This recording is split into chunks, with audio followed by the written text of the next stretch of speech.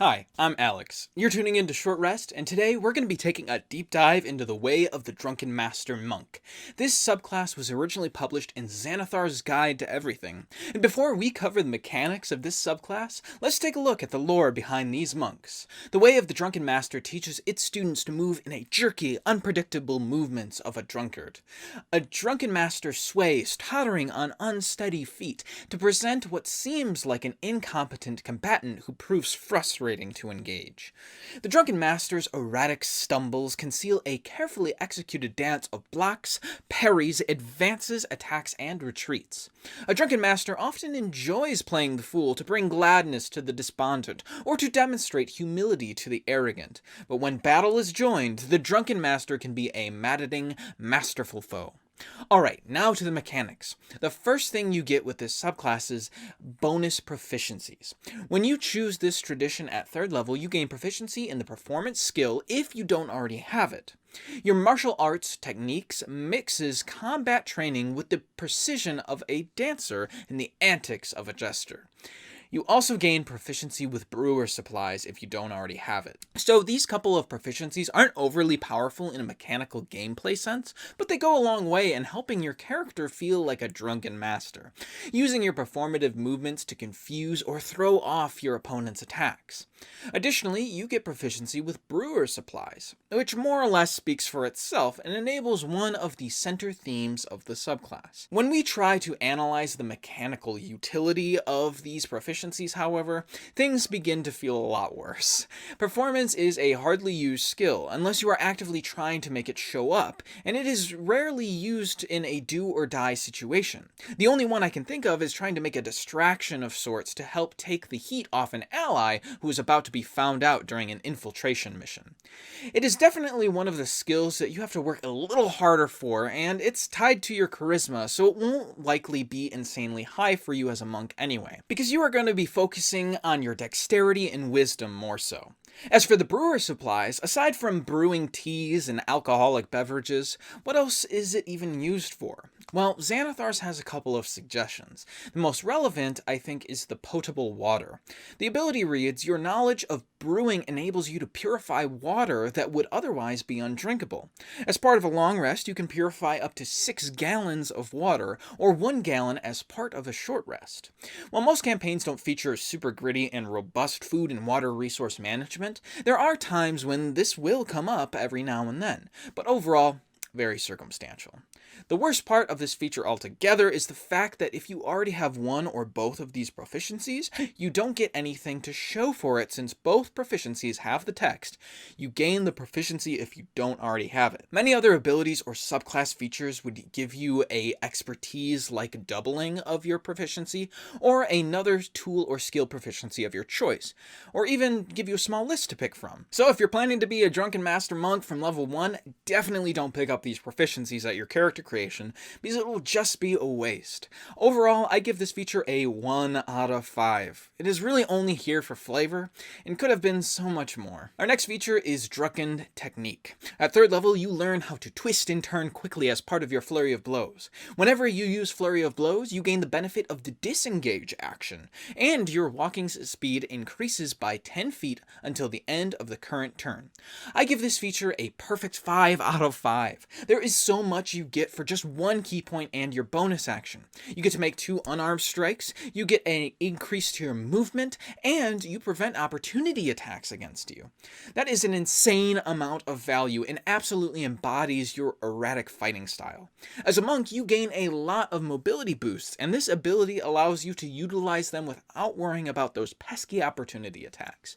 Most monks are going to be boosting their wisdom and dexterity before putting too much into constitution, so your hit points aren't going to be insanely high either with your D8 hit die. So enemies having 1 less chance to slice out a chunk of your HP is a massive boon, and it costs nothing more than the bonus action and key point you would already be using since your Flurry of Blows is such a good ability. This ability really is the lifeblood of the class for me, and its value really carries the subclass. This is something you will likely be doing every round you can. Our next feature is called Tipsy Sway. Sway. Starting at 6th level, you can move in sudden swaying ways. You gain the following benefits. First, leap to your feet.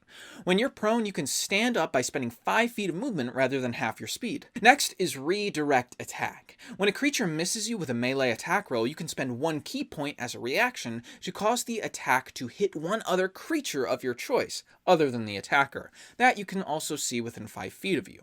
Okay, so I give this feature a 4 out of 5. It has a lot to offer, but there are some kinks that go along with it. Leap to your feet is pretty nice as it acts as a defense to you. Mobility is one of the things you do best as this subclass, so being able to counteract falling prone, which has the potential to undermine that ability, is pretty nice. As for redirect attack, I adore this feature thematically, as the idea of using it to use a bad guy to hit another is really awesome, especially if they are swinging a huge greatsword or dealing devastating blows. The only downside here is it's a bit limited. First, you need to have 2 enemies within 5 feet of you at the time of the attack attack needs to specifically miss you, and you have to use your reaction with a key point. There are a lot of areas where this can go wrong. In most cases, I would likely save my key points to use my Drunken Technique / Flurry of Blows. But if you are fighting a known high damage dealer with a melee weapon, and you have a lot of ki to spare, then this is a pretty fun and fairly useful ability, just a tiny bit circumstantial. Our 11th level feature is called Drunkard's Luck. You always seem to get a lucky bounce at the right moment. When you make an ability check, an attack roll, or a saving throw and have disadvantage, you can spend 2 key points to cancel the disadvantage for that roll. This ability is actually pretty unique and pretty cool.